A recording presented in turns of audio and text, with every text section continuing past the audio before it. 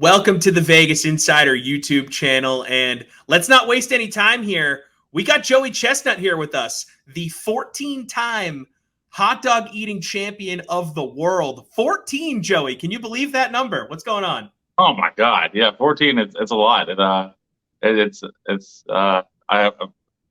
got quite the run going on, but yeah, I still love it. I love the contest, love hot dogs, and above all, 4th of July, it's the best holiday of the year. And I'm gonna be pushing hard on Monday. I've long said you are America's greatest athlete, and I stand by that, and I'll be supporting you here on Monday. People probably give you a hard time for saying that. They do, and then I just point to the trophy case. 14 times. Brady's got 7 rings. Bill Russell's got 11. Michael Jordan's got 6. You have 14, Joey. Yeah. Scoreboard. I'm doing good.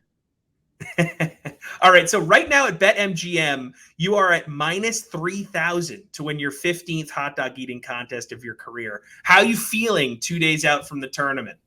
It's I feel pretty good. I definitely I feel like I'm going to be empty, loose, hungry, and ready to eat hot dogs on Monday. I do have a leg injury going on. There's some pain, so I have a cast on my leg, and it might slow me down a little bit. But I've been working my butt off to try to really not let it bother me at all. So I feel like if conditions are right, I'll be able to make a run at the world record.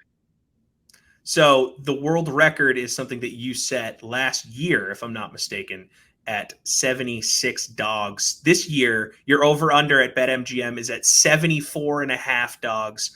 That's the favorite at minus 140. To go under that's plus 110. So you went 75 in 2020, 76 in 2021. You're aiming for 77 this year. Is the over a good play here? I know you mentioned the leg injury, but I mean, you're a machine. It's always tough. Oh my God! You know what? 2 years ago, I don't think I expected to break the record, and I was able to. And this year, I'm not exactly in the same place. I think I could do it, but it's going to be tough. And I just looked at the weather, and it is going to be warm now. I think right now at noon, it's supposed to be almost like 87 and humid. So it's going to be. I'm a fat boy, so I'll be sweating like a madman, and I'm hoping I just don't run out of steam in the 10-minute contest. Look, I'm a sweater as well, Joey, so I totally understand that. So hydrate. Make sure you hydrate, or maybe not. I don't know how you have to set your body up.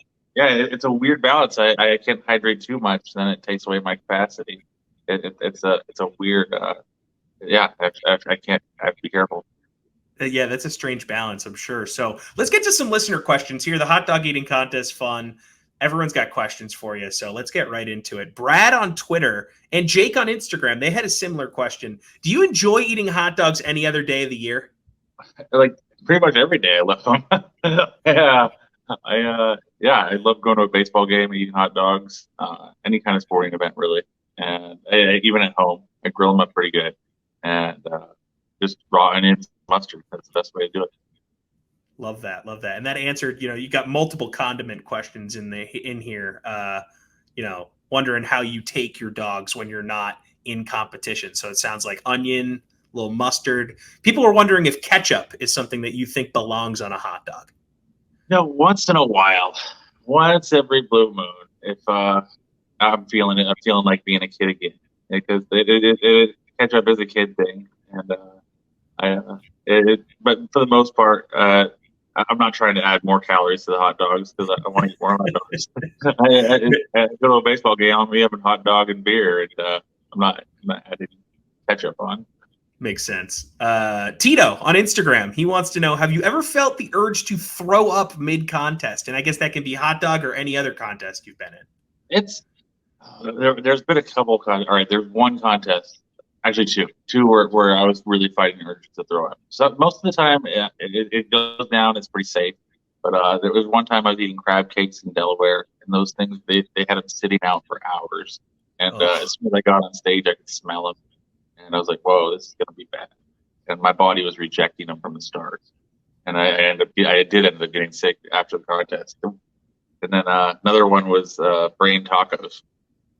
I ate these cow brain tacos, and those were actually I ended up digesting them, but every time I looked at them, I had to gag. Ugh. But yeah, usually it's a one way road. I'm only getting sick if I'm dehydrated or if there's something wrong with the food. Yeah, I'll give you a pass on the crab cake one. I mean, that sounds pretty gross, Joey, not going to lie. CJ on Instagram wants to know, does pre-gaming with lettuce actually help with preparation, or is that just a myth? It kind of does help. There's a lot of tricks, a lot of trial and error practice, like different methods that different eaters use. I never really got into the lettuce. A lot of successful eaters, I know Tim Janis, Eater X, I think he did 54 hot dogs, and he swears by the lettuce. It's a good way to eat substance and have get it stretched. You have to eat a lot of lettuce, but eat a lot of something and then not have a ton of calories. Then it's a weird double-edged sword being a competitive eater. You have to love to eat, but also work really hard to make sure you're not overweight. Because once you're winded during a contest, you're not eating. Well, that leads actually into my next question here from Tim on Instagram. He wants to know what your workout regimen is in the days that follow these big competitions. Well, workout's important. I used to ride Peloton quite a bit and run. With the leg injury, it's really screwed up my any kind of cardio I do. But more important than working out is after a contest, I'm eating super high fiber, just pretty much lettuce, cucumber, simple lemon dressing, and if I eat carbs or any kind of sugar really after a contest, that's when that weight really stays on my bones. I need to make sure that after the contest I eat super healthy. Otherwise, then other than that, yeah, that way I can get back down to my target, my normal weight. Adam on Twitter wants to know, if given a choice, eat only hot dogs the rest of your life or never eat hot dogs again, which would you choose and why? Oh baby. Oh well, It's a tough it's one. me. Well, yeah, I would eat. I, oh man, I would. I wouldn't be able to compete in the hot dog contest anymore if I didn't eat hot dogs. I hope I'm not really put in this position, but I think that's the I, answer then. yeah, yeah, oh, yeah, I would have to eat hot dogs all the time. I love it.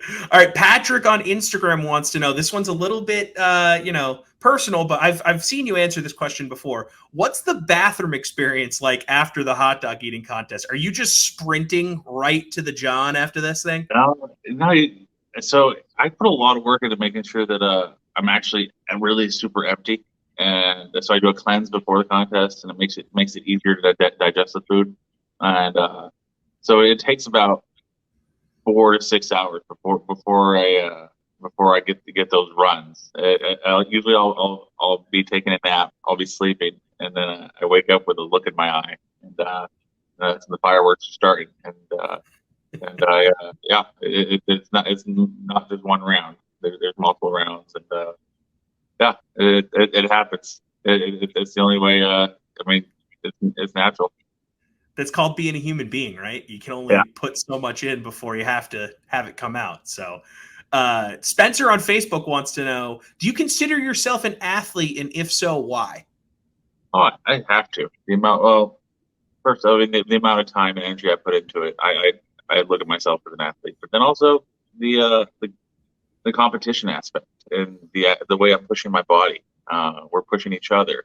I have good days, I have bad days, just like any athlete, and there's training that's involved, and yeah. So anybody who really looks at what we're doing as competitive eaters, it's pretty easy to call us athletes.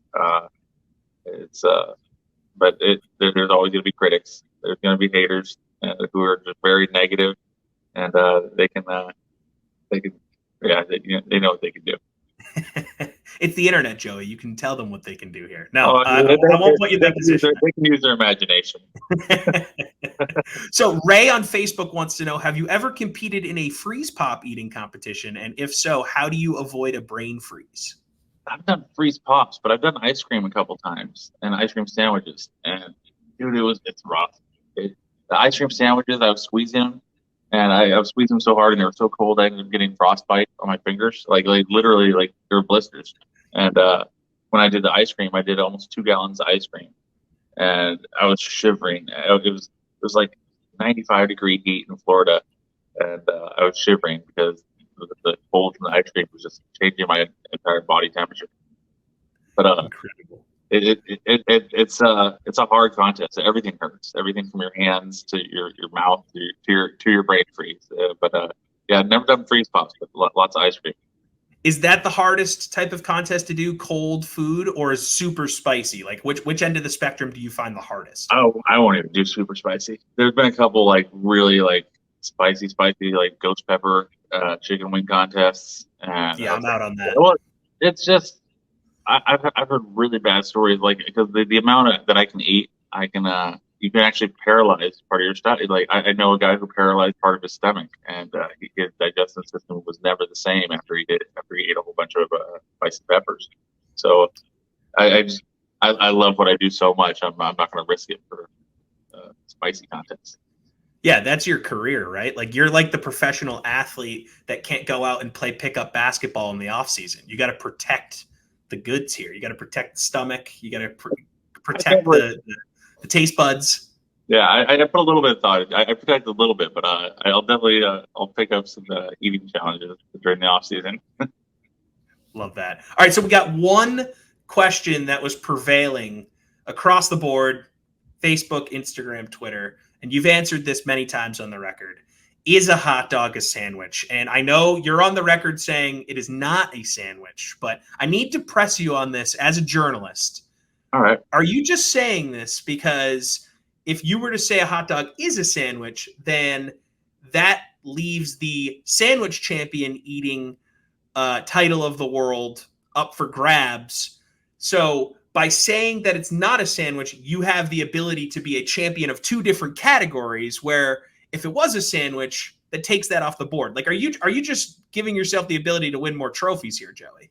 No, not exactly. I'm already corned beef sandwich eating champion of the world, and pastrami sandwich eating champion, but and grilled cheese sandwich also. But I think a hot dog, it's all right for it to be separate. It's like it doesn't, and not everything has to fall under that umbrella of sandwich. Hot dog is an American tradition, and we can just keep it that way. This is a slippery slope, Joey. I don't know if we have the time to go down this road. I can talk to you. It's very slippery. If you call it, so it's like if you say, "Oh, there's bread involved in the meat," they're like, "Well, then what about a gyro or a euro? There's pita bread. It's actually called bread, and that can't be considered a sandwich." See, I would call that a sandwich. Really? Well, Yeah. if you call that a sandwich, then you got to call a burrito a sandwich. And I would call a burrito a sandwich. You're ridiculous. No, that's not even acceptable. No, and it's almost devaluing other cultures. You can't just say, "Oh, that burrito's a sandwich, that euro is a sandwich." It's just a sandwich. No, you gotta accept their culture.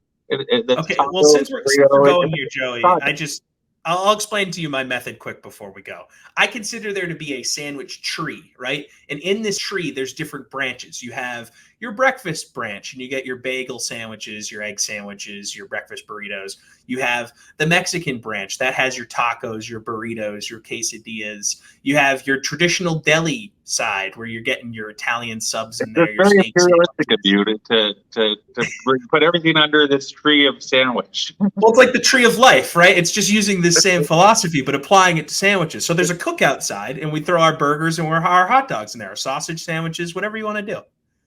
Yeah, I can see what you're doing. I don't agree with it, though. No, I have to. It's America. That's right. And you are America's greatest athlete. Joey Chestnut going for number 15 on Monday, the 4th of July. 74.5, the over-under. Joey's looking at 77, the world record. Joey, good luck. Hope the leg feels good. Hope it's not too hot. Let's go get another one. Let's push it. Thank you so much. Great talking to you.